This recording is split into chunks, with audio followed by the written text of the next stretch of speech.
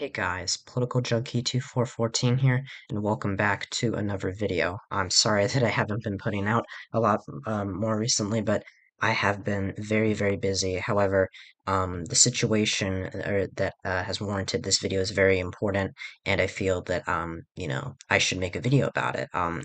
So for those of you who don't know, um, you know, last week, last Tuesday, Kevin McCarthy, the Speaker of the House, was basically removed from office by the House of Representatives. All Democrats voted for the motion to vacate, which was put up by a Republican representative or congressman, however you want to put it, Matt Gaetz, who led 8 Republicans to vote along with Democrats in a 216 to 210 vote to oust Kevin McCarthy as Speaker of the House. And this has prompted a new speaker election, the second one this year.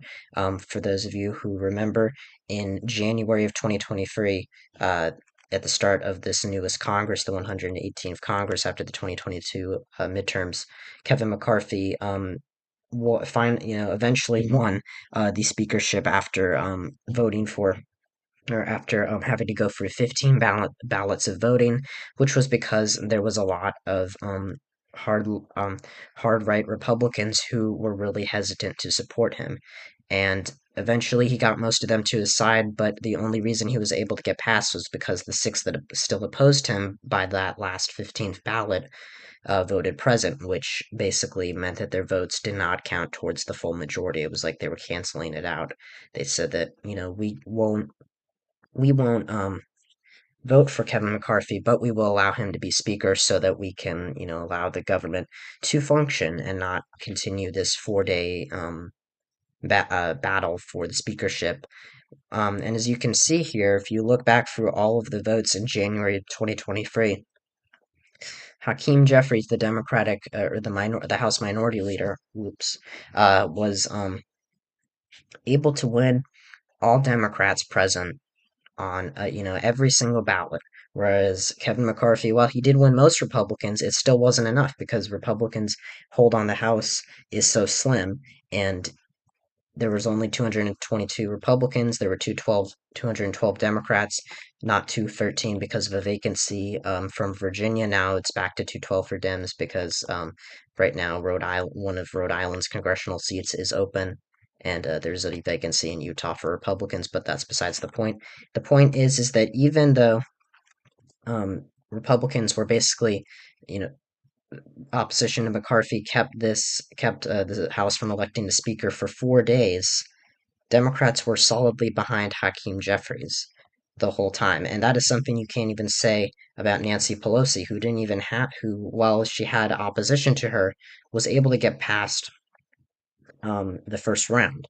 The only in 2021, after the 2020 elections, the only Democrats that voted against her were Connor Lamb, who voted for Jeffries, and Jared Golden. Now, in 2019, after she became Speaker again, which was after the 2018 midterms when Democrats got their majority, there was more opposition to her, but she was still able to win the first ballot. And so the fact that Democrats were able to unite behind Hakeem Jeffries, even the ones that didn't like Nancy Pelosi or weren't necessarily, maybe like is not the right term, but weren't willing to get behind Nancy Pelosi, were able to all get behind Hakeem Jeffries. And I think that that is a point to make for Democrats in the 2024 House elections because Republicans, this whole speaker chaos, and the back in January, and to some extent this, back last week, is because of Republicans. Now you can argue, yes, Democrats did vote to vacate the speakership, to take away McCarthy's power. But at the same time, McCarthy is a conservative. He had not really done anything in Democrats' eyes that would necessarily warrant them or make it I guess, encouraged them to vote for him, whereas most Republicans were able to get behind McCarthy, which, I think I heard 96% of the Republican conference in the House got behind Kevin McCarthy, but these 8 were able to join with Democrats and basically cause the speakership to become vacant. Now, what's happening now? So Kevin McCarthy has originally said he wouldn't run for speaker again. That's a little bit more unclear now, as he's talked about the recent situation with Israel, and as more moderate Republicans are now urging him to run again. They've been endorsing him, even though he originally, after being voted out last Tuesday, said he wouldn't run. And so right now, Patrick McHenry, who is a top Republican in the House, is serving as Speaker pro tempore. So essentially, he's the acting Speaker. He's not officially the Speaker, but he's going to act in that role until the Republicans can, or until the House can elect a new Speaker. Now, Democrats, being in the minority, are very likely going to vote for Hakeem Jeffries. He is really the Democrats have really been able to unite behind him, something that not even all of them could do in the case of Nancy Pelosi, who even then was still able to get most Democrats to her side enough to win, that is. And Republicans are now battling it out. Um, with two candidates as the front runner. Jim Jordan, who is the congressman from Ohio, he's currently the chair of the House Judiciary Committee, and Steve Scalise, who's the number two, or I guess technically number one, now that McCarthy's out. He's the number one Republican in the House Majority Leader from Louisiana, who is running for the speakership. This is a very interesting fight. Scalise, I would say, is more. Um, likely to get some of the more moderate GOP folks, some of the ones that are up for reelection in congressional districts that Joe Biden won in 2020, whereas Jim Jordan is more the Freedom Caucus candidate, more Trumpy candidate, and in fact, Jim Jordan has gotten Donald Trump's endorsement and a couple U.S. senators, all of which are pretty closely aligned with the former president. So I made this map of the endorsements for the House speakership. I won't go through all of them, but if you look at who has the most endorsements, Jim Jordan has 44 Republican representatives. Scalise has 31. McCarthy, despite not running, has a couple of has five. And Donald Trump, who has been voted as Speaker of the House, has Marjorie Taylor Greene's endorsement. Originally, Trump had more, and he said, I do believe he said he was open to running for Speaker, as like an alternative, like or not an alternative, as an interim Speaker, but he has declined. He's not interested. We all know he's running for president, and he endorsed Jordan for the speakership. Now, there have also been a couple that have complained about the motion to vacate, which was part of McCarthy's, I guess, compromises with the Freedom Caucus back in January. It helped him get closer and win over than a lot more Republicans in those last couple of rounds. And that motion to vacate was essentially it could essentially be brought up by one single member of the caucus, and of course that is what Matt Gaetz did. He was the one who brought it up, and seven other Republicans joined him.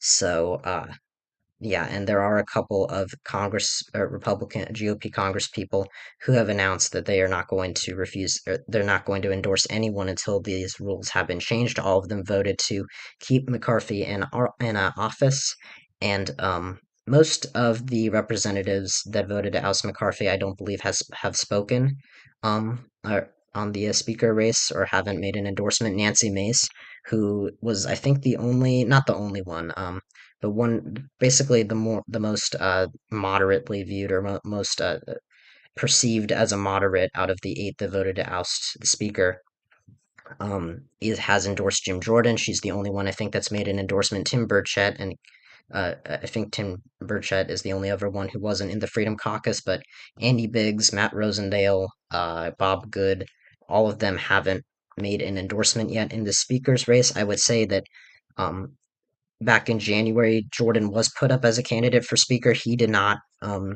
He voted for McCarthy on all the rounds. He was a close McCarthy ally, as is Scalise. Um, and a lot of the Republicans who voted against, who were opposed to McCarthy's speakership bid, voted for him in some of the rounds. Before he was one of their choices, despite him saying, "Hey, I don't want this. I'm behind McCarthy." And even Trump, who reaches out to a lot of these Freedom Caucus members, has really, I guess a lot of has really become, I guess, more associated with the Freedom Caucus since his election to the presidency, had told everyone repeatedly of those six Republicans or however many that voted to remove him from office back in January and in October to keep McCarthy. Trump was a strong McCarthy backer, but overall, this is a really interesting race. I will stop blabbering and start getting down into the nitty gritty of it. One thing I'll point out too is that a couple of the representatives who have endorsed Scalise or McCarthy are in districts that Joe Biden won or that were very competitive in 2020 and 2022. California's 13th, John Duarte, he was elected last year against Adam Gray in a Biden plus 10 seat, I think. Maybe it was 11. And then Mike Lawler, who has made a name for himself, he was part of the red wave that swept New York. He has also endorsed McCarthy. This is his district right here and kind of the outside of New York City. But they have both endorsed McCarthy, who currently says that he originally made it seem like he was going to run, but now since his speech earlier today, seems like he might be considering it. He's not saying no when reporters ask him if there's any chance he might return to the speakership, but he said he's going to allow the conference to decide. So my guess is that he's not going to run. You can also see what's another example? John James, who's in a Trump plus one seat, has announced he will support Scalise. Young Kim, who's in a narrow Biden seat, is also doing the same. But you can see a lot of the members of the Freedom Caucus are endorsing Jordan, which on one hand you might say, well, that means he might be able to coalesce GOP support because the Freedom Caucus were the people that detracted from McCarthy. But the thing is, Jim Jordan is such an extreme candidate for a lot of moderate Republicans and they might be afraid to vote for him because he he's not perceived as Scalise is perceived as more moderate than Jordan is, and so you might get a scenario where the moderate Republicans are actually the ones holding up the conference, whether they're voting for McCarthy or Scalise or somebody else. Kevin Hearn, I think, was an option. He originally was planning to jump into the speaker race, but he decided to step out so that one of either Jordan or Scalise could get the 218 votes needed to become speaker. But regardless to say, I think the most likely candidate to be speaker out of all of these people is probably Steve Scalise. I think that he is not too moderate to dissuade the Freedom Caucus, at least in the long run. Of course, many of them have endorsed Jordan, but I don't think he is conservative enough to necessarily um, alienate some more moderate Republicans. Now, say what you will about him, I'll say Steve Scalise, from what I've read about him, seems to be more Trumpy, more aligned with the Trump wing of the party than Kevin McCarthy was. But perception is what matters, and it seems like he has what it takes, in my opinion, and from what I've seen, to win over establishment Republicans and the Freedom Caucus, which should allow him to win the speakership. But again, I could be wrong. The Freedom Caucus could really dig in their heels as they did beforehand and still stick with Jordan. People like Lauren Boebert, Paul Gosar, Dan Bishop, uh, Ralph Norman, who else? Andy Harris. They could all really dig in and say, we are supporting Jim Jordan. You are going to have to come around to us. But again, at the end of the day, just like with the speaker election in January, I have my doubts about how long they're going to want to keep that up. It could go on for days or weeks.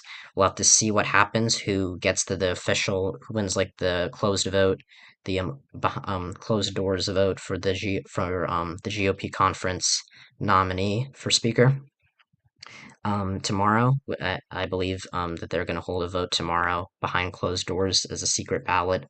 But either way, I do think that this is going to be a contentious speaker election. Republicans are really going to have to coalesce around a certain candidate, and I do think that eventually that will be Steve Scalise. I could be wrong. Maybe Kevin McCarthy jumps back in. Maybe a lot more Republicans decide. Maybe at first Scalise it seems apparent that Scalise isn't going to be able to get enough Republicans to win, and so then more moderate Republicans start moving to McCarthy, which encourages him to jump back into the race, and go back on his pledge to stay out of it.